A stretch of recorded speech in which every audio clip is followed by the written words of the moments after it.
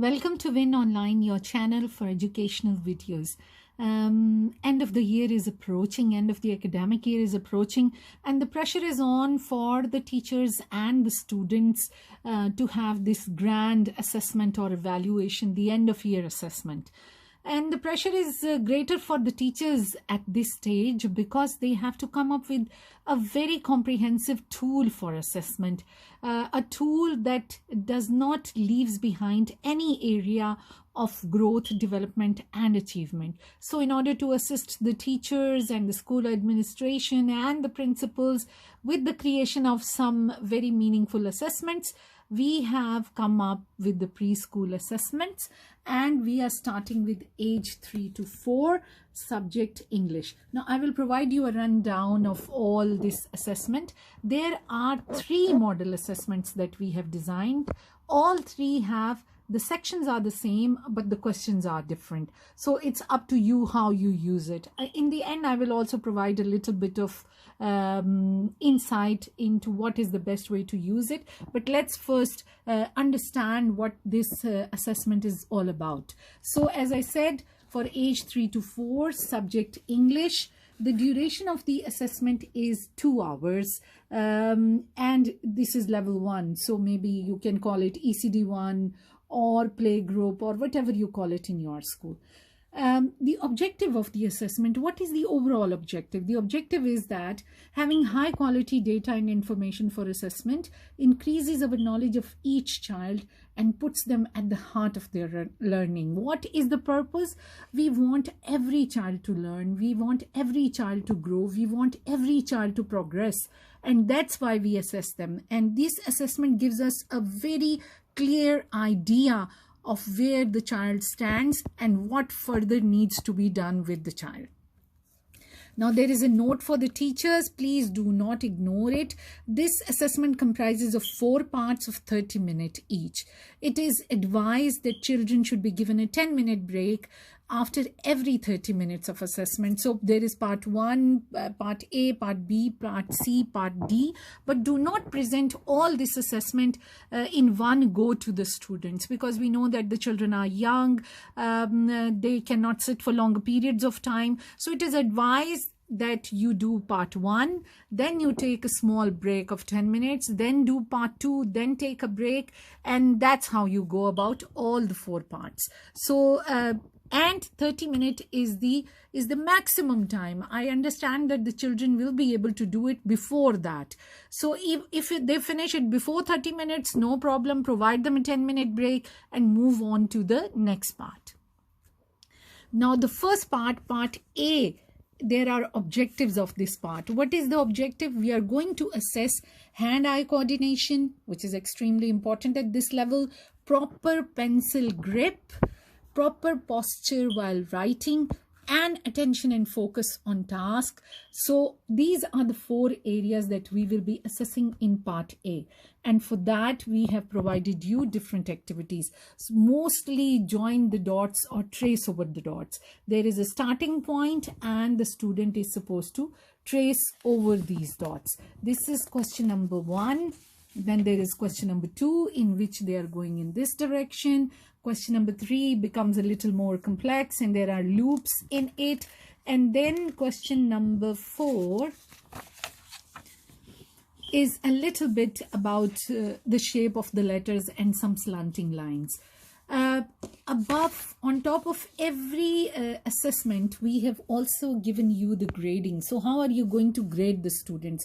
Because we are giving no marks to the students. So A grade is for proficient students, B is for capable, and C is for improvement. So when there are 4 parts, when there are 4 questions in a part, it means that somebody who goes through smoothly all the 4 is proficient. Someone who can do 3 parts or 2 parts with ease is capable, and someone who can go through 1 part is improving, right? We are not writing any negative remarks. So 4 out of 4 is proficient, 3 and 2 is capable, and 1 is improving.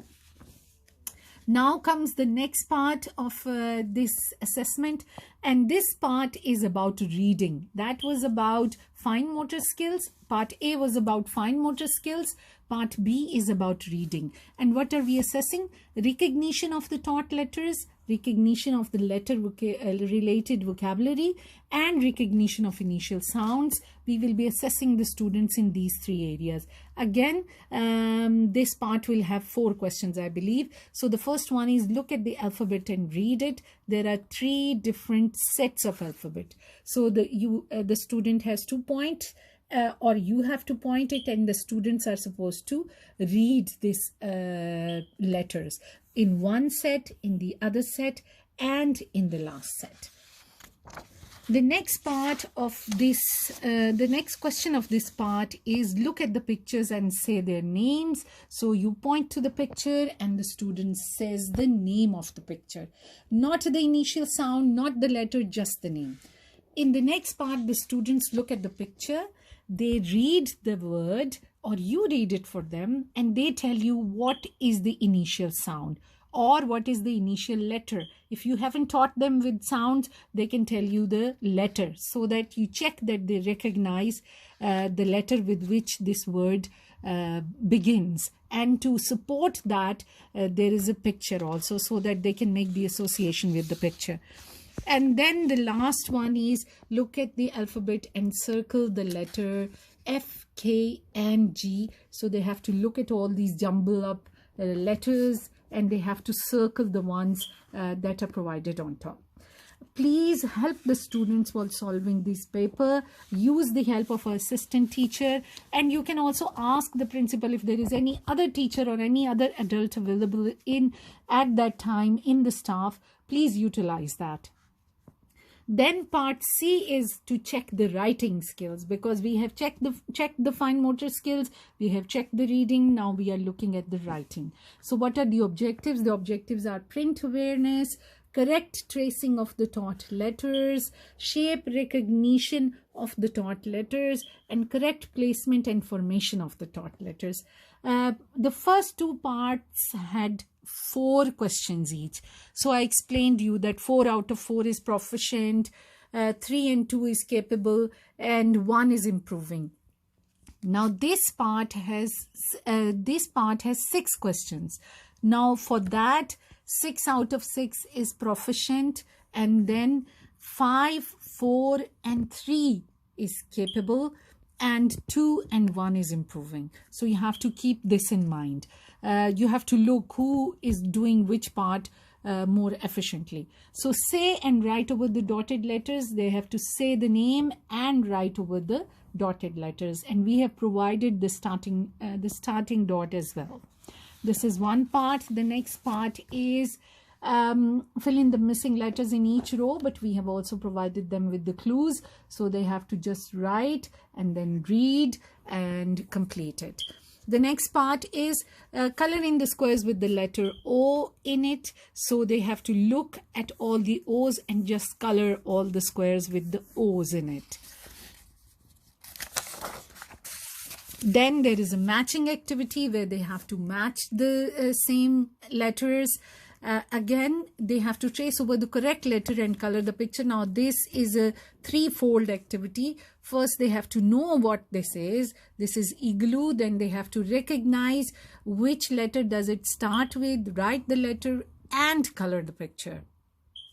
And the last one is say the name of the picture and encircle the correct initial sound. So they just have to say iguana and then circle the initial sound. Tell that iguana starts with an I.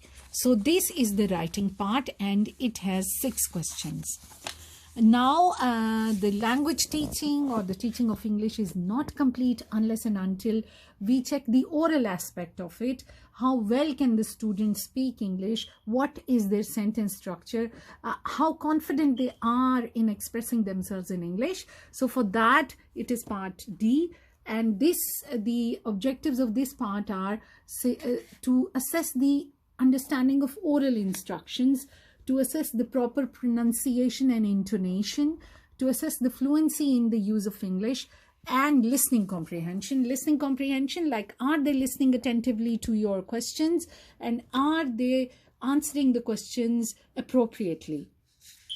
So again, there are 4 parts, and ask the following questions from the students and record their response. What is your name? Now we have given options. If the student answers in a complete sentence, you have to tick the appropriate box. Encourage them to answer in a complete sentence. They can just say their name, or maybe they don't answer at all. You have to tick the appropriate box. And again, it has 4 parts. So 4 out of 4 is proficient, 3 and 2 is capable, and 1 is improving. Now, as I told you earlier, that we have made 3 model papers. So this was paper 1. Now, when you look at this paper, here the fine motor skill is a little complex as compared to this one, or a little difficult. So maybe you can use all the 3 papers at the same time, and you can divide your class into 3 groups. So maybe one group can be of the students whose fine motor skills are not that advanced yet and who are on the path of achieving this skill. So maybe you can give them this paper, and then the students with better fine motor skills, you can provide them this paper, and then the students whose fine motor skills are really advanced, you can provide them this paper. Now, questions are different. Questions are the same, but the content is different in all the papers. The letters are different, the pictures are different, the sounds are different. So you have got a good resource of at least 3 model assessments. What you can do is that maybe you can print 1 page with the name of your school and monogram and everything, and you can put that page on top of this and the name of the student, and put that page on top of this and staple this whole thing. So this will be 1 complete subject assessment that you can show to the parents when they come to collect the result. And this will also give you a very, very clear and very comprehensive idea of how well the students are performing and how good are they going, starting right from the fine motor skills right up to the spoken language, how good are they going. So please feel free to comment on this video. Please give us suggestions on how to improve this. Please, if you feel that there is something that needs to be added, please comment on the video and tell me that this area is missing. Can you please add that area? I will also share the soft file of these papers with you, but you need to watch the video first, try to understand the essence of this assessment, and then share it with your teachers, share it with parents. And then if you understand how and why are we doing this, you will be in a better position to explain it to other peoples as well. As I said, you can divide into 3 groups of different ability and use all the 3 papers at the same time, or you can choose any one and use it now at this stage. So that's all for today. After this I'll be sharing math for 3 and 4. Then I will share Urdu for 3 and 4, and then we will move on to 5 and 6, 4 and 5, and then 5 and 6. So and in total there will be 9 assessments for every class, and there will be 1 video explaining all these assessments. Thank you so much. Stay tuned to the channel for new videos, and please subscribe to our channel. Don't forget to comment, especially on this video. Thank you so much. Please subscribe to our channel.